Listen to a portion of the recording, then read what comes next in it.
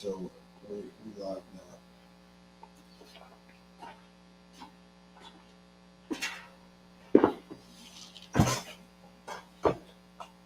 What's the deal, man? What's poppin'? Man, we good. Let me set this timer up real quick.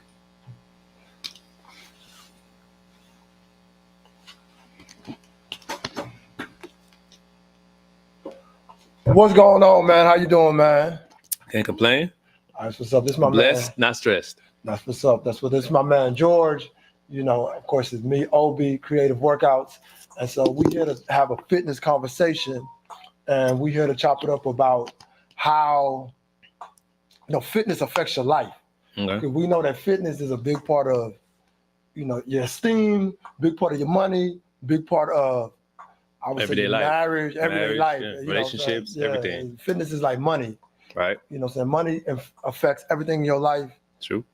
You know, your body, your health, your fitness affects everything in your life. So we're gonna kind of delve into how it affects your life. Mhm. All right. So let's chop it up about your background. Do you work out? Do you? Yeah, I work lift out the weight? Like how three often? to 4 days a week. Okay, 3 to 4 days a week. Okay, Yeah. you like lift weights and I lift weights. all that stuff. Yeah. Okay. All right, cool. So now, do you feel like not lifting weights, right, versus you lifting weights, does it affect your esteem, how you feel about yourself, or it Yeah. ain't really that big of a deal? No, I mean it plays a big part of your psyche.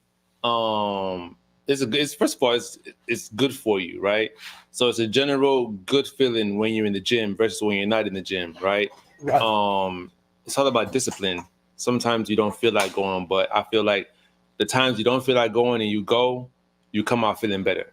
All right, for So sure. I feel like that's a good thing. And then too, man, just having that structure, whether you're married or not, just having that discipline is also a good feeling too. So, Right. So, like, let's say for me, for example, like this is how fitness has always affected me, right? In the sense of, even, when I'm younger, I always want to lift weights and stuff like that just in case, I got into a situation at the club or something and I want to be able to defend myself, be able to fight, be able to, you know, feel like I'm capable. Yeah. That's why one thing that I always hit the weights because I'm not super tall or nothing like that. And I ain't no like just big dude. But me knowing I'm strong, I said, okay, I can handle myself. Does fitness affect you like that, or it ain't really don't come across your mind like that? Well, I'm older now, so I don't know. Like when I was younger, period in your life. period. Yeah. I mean, I don't know. I've never lifted weights for a combative mindset. My own was, if anything, it's aesthetically. Okay. I like looking a certain way in clothing and looking a certain way if I'm at the beach or if I'm somewhere. So yeah, I don't know. That's always been my mindset. I mean, that's a good mindset to have, to protecting yourself. But I just feel like for me, lifting weights and getting in shape has always been more aesthetically pleasing. So that's your like biggest motivation is just I want to look a certain way. Yeah, I want to look good. I want to look good for myself, look good for whoever I'm with. I don't want to be the person in the group that looks the worst. Right. So I want to carry my own. So right. So what do you think is more important, or do you think having money is more important, or looking good physically is most important? That's going like in the immediate sway your life the biggest. Man, that money. That money. I agree. That It's money, the money. It's that money. More important. It's that money. Right? No matter how fit you are, you still gonna have some problems. Yeah. You're still gonna have some bills. You could have six pack, you could have obliques, everything, but them bills still gonna be there. So having money is more important to me. I agree with that. But because you're talking about aesthetics and how you look and everything like that. We know that's important. Yeah. In marriage, or it's important also in business, in dating, business, and everything like that. Yeah. So how far behind do you feel like fitness is when it to money? Well, right behind it. So it ain't too far behind. Not right behind it. Right. Because you can have all the money in the world, but if you're unhealthy and you die because of a stroke or you die because of a heart attack, what's the point of building all that wealth, right? So that money and wealth go hand in hand. I mean, you can have all the money in the world and be out of shape. You could be in the best shape with no money. But I feel like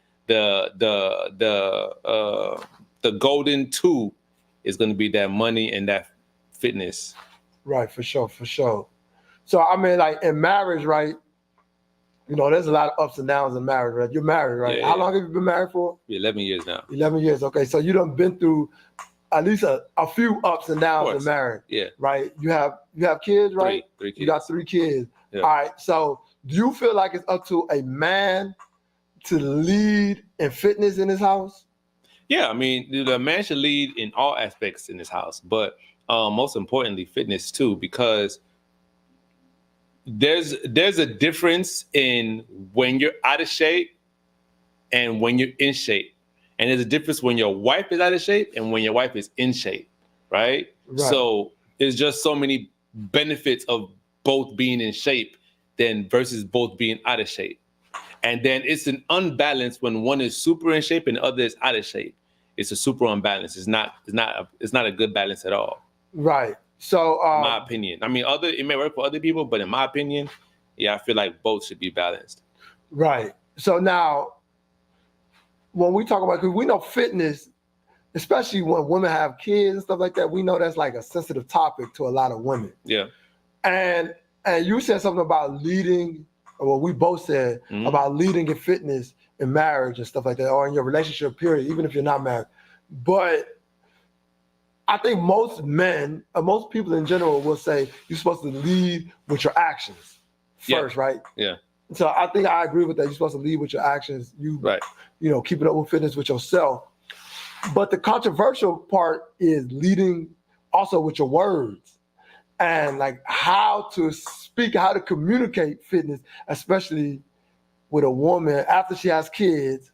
And you know, and that's a sensitive topic. So do you believe that you should, or can you explain how to lead Your with communication? Your actions always would have to be louder than your words. Okay, but how do you lead with communication when it comes to fitness Encouraging. with your wife? Encouragement. Encouragement. So encouragement in the sense of women, I feel like women, when they get married, they have this, and it's not wrong, but they have this attachment, right? So whatever you're doing, she's going to do. Possibly. Yeah. Right? So if you are at home on the couch and you're telling her, hey, you need to work out, that's not going to work. Right, for sure. That's not going to work, right? If you are going to the gym and you're saying, hey, let's go to the gym together, that's a better example of leading with action and words, right? Right. So it's not just talking, nor is it just action. It's got to be a balance of both. So I'm trying to skew the conversation towards, you know, a little bit more of the controversy, because sometimes you as a man, because we know that fitness is not easy. Right. And so somebody can like look at you being in shape and want to do it, but they can't find a consistency to do it, right? Are you consistent? Yes, you're consistent. You're in shape. But they make excuses, right? And they might make excuses of, you might not say it's an excuse, but it could be an excuse of like, the baby and all this other stuff, right? Okay, but this woman is gaining a lot of weight, right? And she's not being healthy, but you are doing your part. So how do you verbally correct that? There are going to be some. Should you not verbally correct that? So there are going to be a lot of factors when you come into talking about marriage, right? So like the thing you said about the baby, some people aren't fortunate enough to have outside help with the baby, right? So let's say when you're going to the gym, she can't get with you because there's a newborn, right? So how do you get her to go to the gym after you've gone to the gym, right? That is a big controversy. I can see how that can be a controversy. Right. My thing would be more so to encourage while, like, let's say, for instance, and this is what I did. This is how I did it. So we had a gym that was by our home right after my wife had delivered, and we're fortunate enough to have a nanny, right? Right. But even that, getting my wife out the house to go to the gym was a problem, right? Okay. Not because she didn't want to go, but scheduling, sleep pattern, and I was more up than she was. So it was a lot, right? So what we had to do was we had to kind of get an indoor gym, right?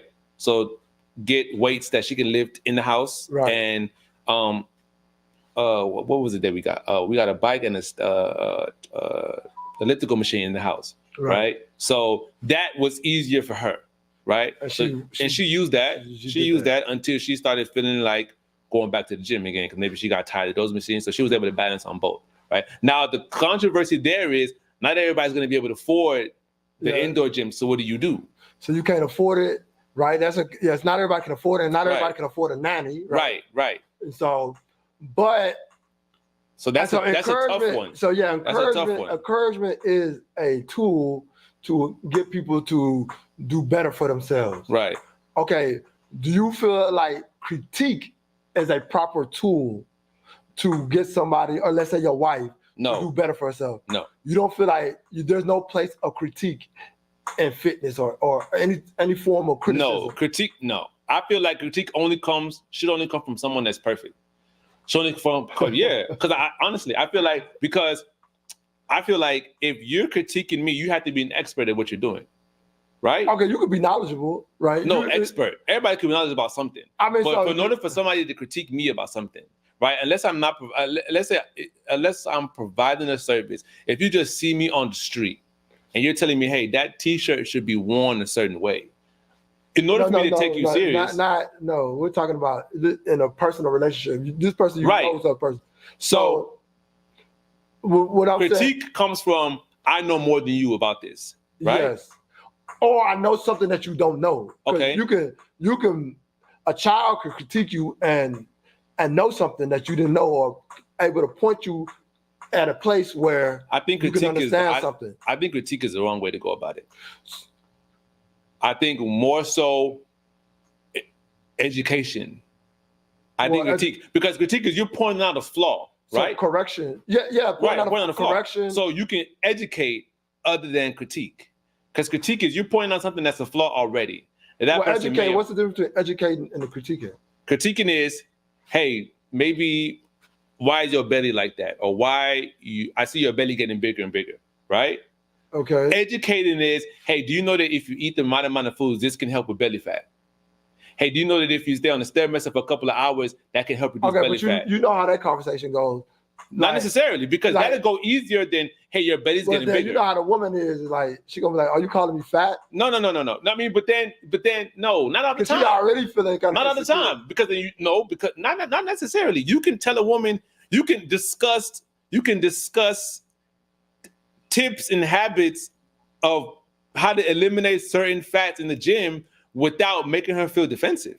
It's all about how you talk about it. You can do that very easy. Be like you got to down there be a therapist to be able to talk like that. I mean, well, being in a marriage is kind of you being a therapist, because there's certain things a woman will tell you may not want to hear in a specific way. Everybody, but she say it anyway, though, right? Not all the time. Okay. Most women that want peace in their household, that are looking for the best way to say something, she's gonna find a non-challenging way to tell you something. Her with the mindset of I'm gonna tell you it anyways, that's very toxic. Right. So I agree with you. You have to be careful with your way of conversation, right, how you deliver. Right. But then also too, one thing I kind of say iffy about that is that sometimes people use their propensity to be offended to not have real conversations. Yeah, I mean, you always they'll be like, oh, well, sometimes some people, and maybe especially in this case when we talk about weight loss, a woman might not ever want to have that conversation, period, because she doesn't want to work out. She doesn't want to be held accountable in that type of way, period. So anything you bring up, any type of education is going to be just too sensitive to talk about. Yeah, and so that means you could not talk about it for years because she don't want to talk about it. And so you should just talk about it. You got to just step up. Because I think But then my thing, and that's the problem. I think then my thing would be, who did you marry? Well, you marry who you marry. But then, so then if you marry who you marry, you are wasting time speaking to someone that may not even value what you're saying. Well, I mean, I think the first part of like even So what's the point? well, you marry somebody who you marry, and so people are constantly developing. They change, Yeah, but there's change, a maturing. base of someone. Yeah, but we at a certain point, you got to do what you got to do. And we're just talking about the correct way to go about doing certain things, regardless of who you marry. You know what I'm saying? Because you just can't, quote unquote, do right or do the best. Or you just can't avoid doing right because of who you marry. Yeah, you can avoid doing right of because of who you marry. Yeah, so but then you may be on a never-ending slope based on who you marry. Well, so I believe that you at least got to do the correct thing and say, nah. You know what? Oh, let me say this, because we're gonna wrap it up. So I believe that you gotta at least have a conversation, even if it's a hard conversation, because I believe that's part of being a leader is having hard conversations, even at times when it could offend. But of course, you got to take them arrows, because you can't, as a leader, just only want to have peaceful conversations. Of course, you know what I'm saying. Sometimes you got to approach difficult topics, even if it offends. And so, weight loss, man, look, you got to have some standards. Period. Like, people need standards, and people always try to avoid the standard, because the standard they hide behind all kinds of excuses. It could be pregnancy. It could be, well, let's say baby delivery, time. But all those things are very, what's the word I'm looking for? Very okay excuses, right? For a certain amount of time. Pregnancy, men are not pregnant. We don't know how that has an effect on the woman. Having a baby, we don't know how. There's things called post-traumatic stresses. There's a lot of things that we men don't understand. We have to take into consideration. We have to take into consideration when delivering this message that she's either gone through something or going through something we may never understand. I agree with that. We have to take that in consideration. But at the same time, we got to look at the facts for what the facts are. And in unhealthiness, I don't believe there is any excuse for unhealthiness. Not a child, not work, not anything. There is no excuse for unhealthiness.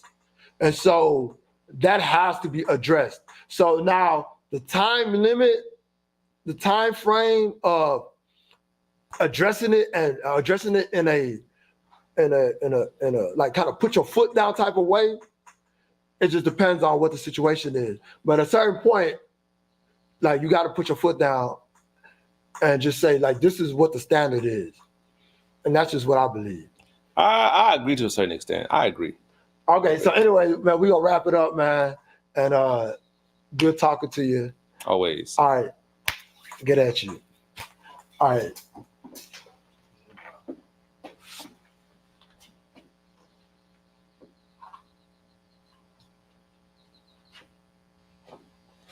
Why they keep doing this thing to me?